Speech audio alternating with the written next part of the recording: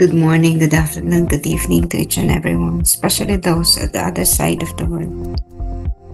There is no time and space between us, there is only this present moment. Here we are one. And diary entry number 1175. During adoration, I heard a voice in my soul. These efforts of yours, my daughter, are pleasing to me. They are the delight of my heart. I see every movement of your heart with which you worship me. Habang namimintuho ako sa banal na sakramento, narinig ko ang isang tinig sa aking kaluluwa.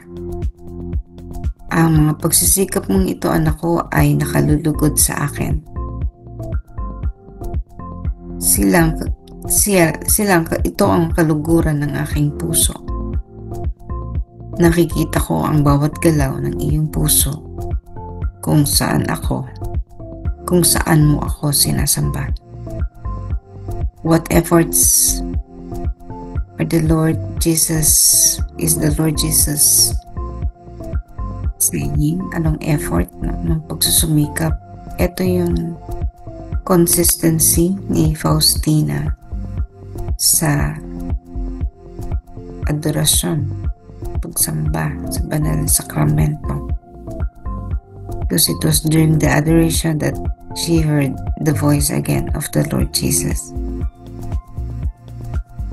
Paano ba natin ibinabalik ang grasya ng ating Panginoon na ibinibigay sa atin? Whenever the Lord gives us graces, we need to give Him thanks. Pasalamatan natin ng Panginoon. At the same time, papuri, thanksgiving and praise. Yun lang ang may-aari natin pwedeng gawin at ibalik sa Kanya bilang pasasalamat sa mga grasyang pinagkakaloob niya sa atin araw-araw. Believe it or not, the Lord is pouring His grace every day for all of us. No exemption. Lahat nababasbasan na bibiyaya ng grasya, anumang forma ito. But these efforts of the Lord, hindi ito namamalayan ng lahat ng tao. This can only be felt by a few souls, katulad ni Faustina, no? Nare-recognize niya yung mga grasyang pinagkakaloob sa kanya ng Panginoon. Tayo, kahit ako, no? Hindi ko naman nararanasan yun everyday ba? Na parang, does the Lord Jesus really pour His graces for us every day? He may be pouring it every day. Pero yun nga lang, di natin nararanasan, di natin nararamdaman.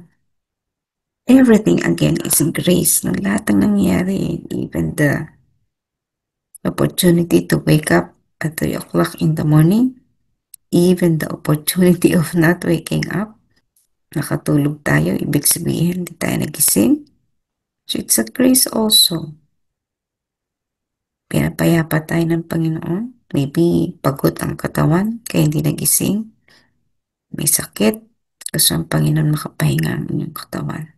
It's a grace. Everything is grace. And so every time, because every day the Lord Jesus is pouring His graces to us, we need to offer Him thanks and praise. Yun lang, bilang mga mortal, bilang mga nilikha ng Panginoon, yun lang maaari nating ibalik sa Kanya. Papuri. Kailangan ba ng papuri ng Diyos? Hindi. Pero tayo, bilang pagtanaw ng utang na loob, kailangan nating ibigay sa Panginoon ang lahat ng papuri na kaya nating ibigay. That's why when we wake up every 3 o'clock in the morning and we pray the chaplet and we praise Him, we are already doing our daily thanksgiving and praise. What else can we do? Aside from praying, of course, going to Mass, appreciating His creation, lahat ng maaari natin gawin. And we think of the Lord every time. Kahit na tayo ay dumaraan sa mga pagsubok, sa mga paghihirap sa buhay. Learn to praise the Lord. Kahit na tayo umiiyak sa dami ng ating mga nararanasan, sa mga problemang ating dinaramdam, sa pagkawala ng mahal sa buhay, or even birthdays, kung saan tayo ay masaya. Alalahanin natin ang Diyos. Pahalagahan natin ang Kanyang pagpapalang ibinibigay sa atin. And these efforts of us is also pleasing to the Lord. Ang pagsamba sa Panginoon during adoration, hindi natin nagagawa ito, no? Once a month,